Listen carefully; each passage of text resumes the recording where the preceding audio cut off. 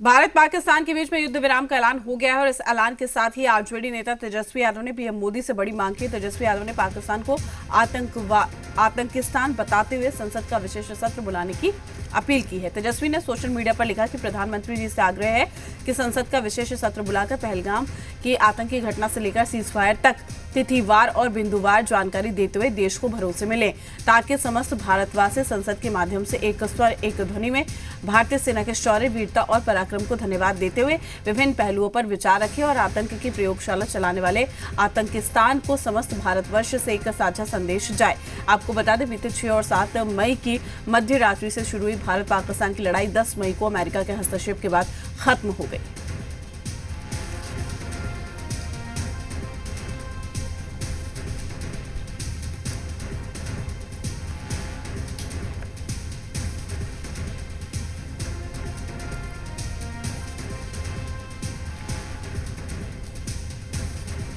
हमारे सहयोगी रुपेंद्र भी हमारे साथ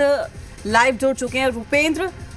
लोगों में जिस तरीके का गुस्सा था, जो आक्रोश था, और यही वजह थी कि लोग ये कह रहे थे कि अब वो वक्त आ गया है जब पाक को सबक सिखाया जाए। लेकिन कल जिस तरीके से समझौता हुआ, सीज फायर पर बात बनी, ऐसे में अब लोगों की क्या कुछ प्रतिक्रिया सामने आ रही है?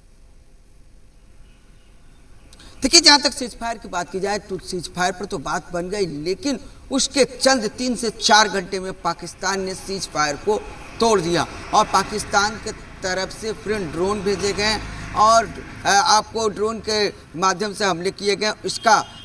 भारतीय सेना ने करारा जवाब दिया। कई जगह रात में जो ब्लैकआउट किए गए हैं, श्रीनगर की बात की जाए तो श्रीनगर लाल चौक के पास भी पाकिस्तानी ड्रोन देखे गए। साथ ही आपको पंजाब की बात की जाए तो पंजाब में भी देखे गए और उसके बाद फिर से ब्लैकआउट कर दिया गया। लोगों में गुस्सा था और गुस्सा जो है थोड़ा सा नरम हुआ था सीज फायर की जब ऐलान हुआ था तो, लेकिन सीज फायर का जिस तरह से पाकिस्तान ने फिर उल्लंघन किया, लोगों में काफ़ी गुस्सा है। और साफ तौर पर जो सीज फायर हुआ वो भारत जो है वो ज़रूर ऐलान किया कि सीज फायर किया गया है, लेकिन उसके लिए पाकिस्तान लगा हुआ था, क्योंकि पाकिस्तानी चैनल के द्वारा कल ही सुबह में यह बताया गया कि नेशनल काउंसिल अथॉरिटी की मीटिंग जो है वो बुलाई गई है।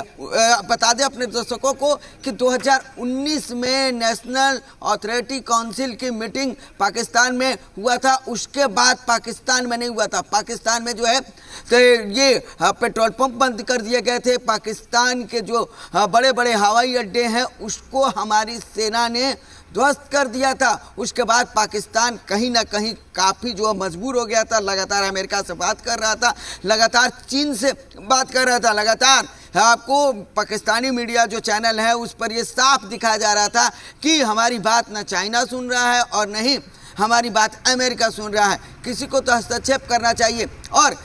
दो चीज़ें और अपने दर्शकों को बता दें कि जब सीज फायर का ऐलान हुआ उससे पहले डोनाल्ड ट्रंप जो है ट्वीट करते हैं, लेकिन ये दोनों देश के जो अधिकारी हैं, जो सेना के अधिकारी हैं, उनके द्वारा, क्योंकि पाकिस्तान की तरफ से इंडिया को फ़ोन आता है, यहाँ पर डीजीओ में जो है पाकिस्तान वो फ़ोन करते हैं और उसके बाद इंडिया के डीजीओ में उस पर बात होती है। उनका ये रिक्वेस्ट होता है कि सीज फायर कर लिया जाए, लेकिन इंडिया ने साफ कहा कि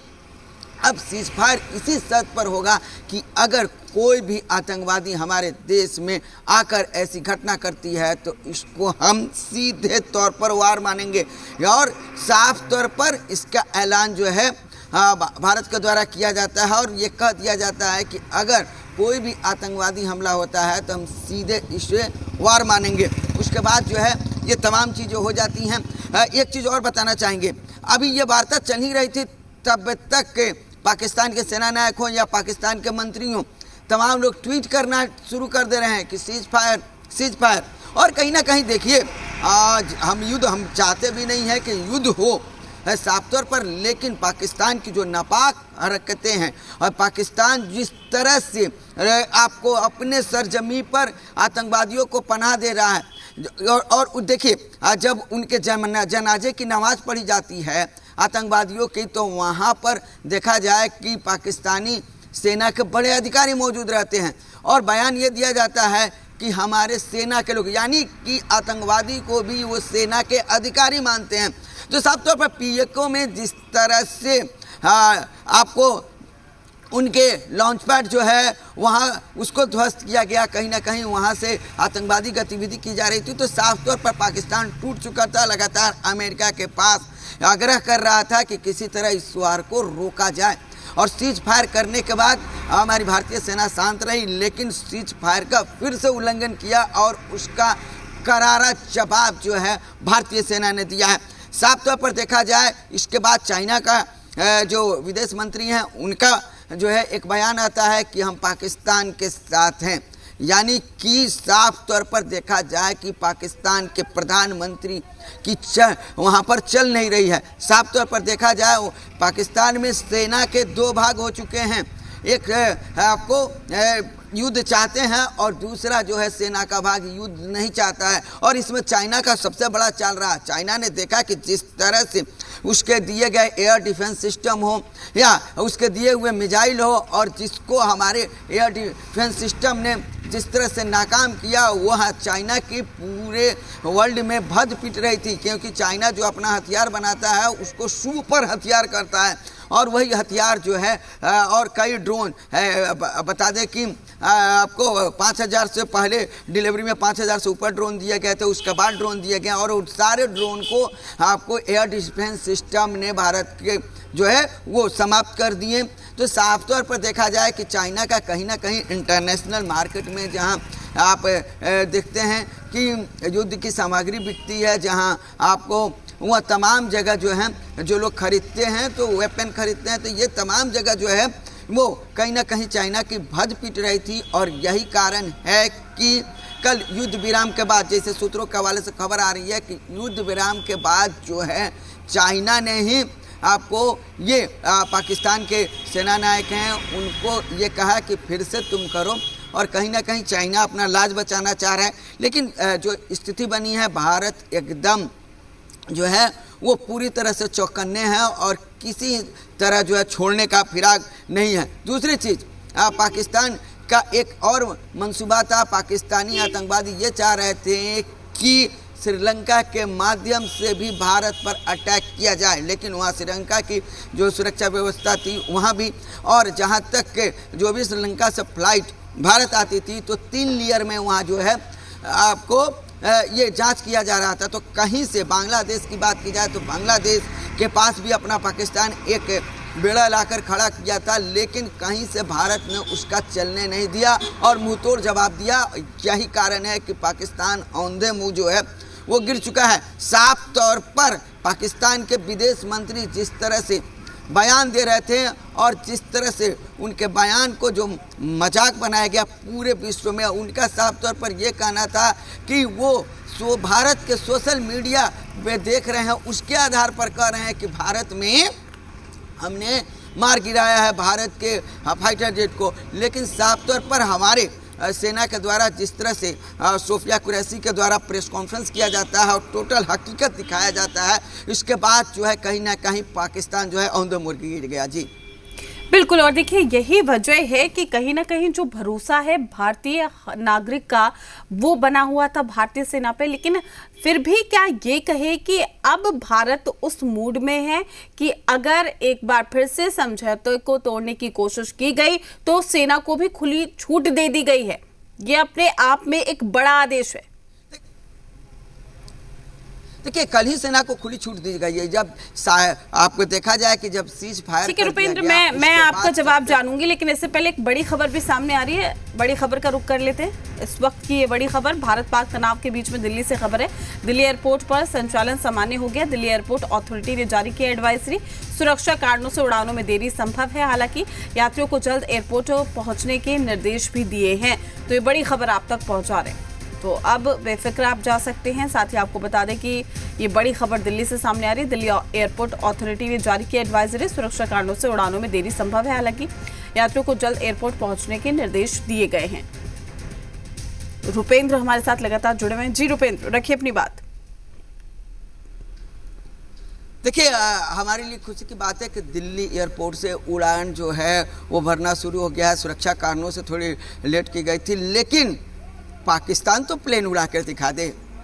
क्योंकि आप देखा जाए लगातार जिस तरह से पाकिस्तानी एयरबेस को भारतीय सेना ने, भारतीय ड्रोन ने उड़ाया है, पाकिस्तान का अभी भी आप चेक करेंगे तो अफगानिस्तान से प्लेन उड़ रहे हैं, दिल्ली से प्लेन उड़ रहे हैं, भारत में प्लेन है, अफगानिस्तान में प्लेन है, और बीच में जो पाकिस्तान है वो पूरी तरह से खाली है। यानी कि पाकिस्तान प्लेन भी नहीं उड़ा सकता, ये स्थिति पाकिस्तान को हो गई है। साफ तौर पर पाकिस्तान के पेट्रोल पंप पे तेल नहीं है, गाड़ी में जो है तेल नहीं भरा जा सकता, ये स्थिति बन गई है पाकिस्तान की। और इस कारण से पाकिस्तान ने अमेरिका के सामने गिड़गिड़ाया, और अमेरिका के सामने गिड़गिड़ाने के बाद जो है अमेरिका ने भारत से कहा कि अब सीज फायर कर लीजिए, जो होना था हो गया। लेकिन भारत ने अपने शर्तों पर सीज फायर किया है, और डीजीएमओ की बैठक जो है 12 तारीख को पहली बैठक होगी। पहली बैठक में हम बता दें अपने दर्शकों को,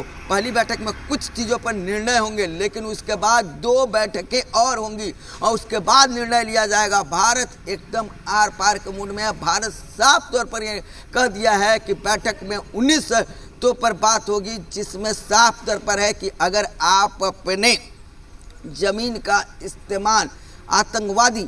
हमलों के लिए करोगे तो हम जो है उस अड्डे को उड़ाएंगे, और हम समझेंगे कि आप हमसे युद्ध चाहते हैं। देखिए, पाकिस्तान की बात की जाए तो पाकिस्तान का जो पूरा क्षेत्रफल है, पूरा एरिया है, भारत में देखा जाए भारत का एक 5वां हिस्सा है, 4था या 5वां हिस्सा मान सकते हैं, और उतना छोटा है, लेकिन वो आतंकवादियों के बल पे जो है वो कूदता है। जब 1947 में देश आज़ाद हुआ था तो उस समय जो है पाकिस्तान इसलिए बनाया गया था, और आज भी ये कहा जाता है कि इस्लामिक देश है, लेकिन पाकिस्तान में जो है हमेशा देखा जाए शुरू से और अभी तक वहाँ के नेताओं की नहीं चलती है, वहाँ प्रशासन का नहीं चलता है, वहाँ सेना का चलता है, वहाँ ISI का चलता है, और यही कारण है कि हमेशा तख्ता पलट होता है। और ये मेरा अपना अनुभव है कि हो सकता है कि जो स्थिति पाकिस्तान में बनी है फिर से तख्ता पलट हो सकता है, ये हम कह रहे हैं। आगे अब भविष्य में देखना होगा कि क्या होगा, लेकिन तख्ता पलट होगा, क्योंकि ऐसी स्थिति कब आती है जब सेना में के उच्च स्तर पर जो अधिकारी बैठे रहते हैं वो जो है वो अपने हाथ में सत्ता लेना चाहते हैं। कई उदाहरण इसके देखा जाए तो पिछले कई वर्षों में इसके कई उदाहरण देखे गए हैं, तो साफ तौर पर देखा जा सकता है कि कहीं ना कहीं ये स्थिति बनी है। पाकिस्तान की तरफ से वो उनके जो सेना का प्रवक्ता है वहाँ से ये कहा गया कि भारत ने अफगानिस्तान में मिसाइल दाग दिए हैं। अफगानिस्तान ने साफ तौर पर कह दिया कि ऐसी बात नहीं है, साफ तौर पर भारत ने दिखा दिया कि ऐसी बात नहीं है। सबसे बड़ी बात यह है कि पाकिस्तान की तरफ से ये कहा जा रहा है कि वो हमारे फाइटर जेट को उड़ा दिए हैं, तो सबूत पूरा वर्ल्ड मांग रहा है, पूरा इंटरनेशनल मीडिया मांग रहा है कि भैया आपके पास है, प्रूफ दीजिए, लेकिन प्रूफ नहीं है क्योंकि प्रोपगंडा बनाया जा रहा है। दूसरी चीज़, अब भारत जो है एक एक प्रूफ दे रहा है, भारत की जो सेना है वो एक एक प्रूफ दे रहा है। और सबसे बड़ी बात यह है कि सोफिया कुरैशी, क्योंकि हिंदू और मुस्लिम करने का पाकिस्तान चाह रहा था, और हमारी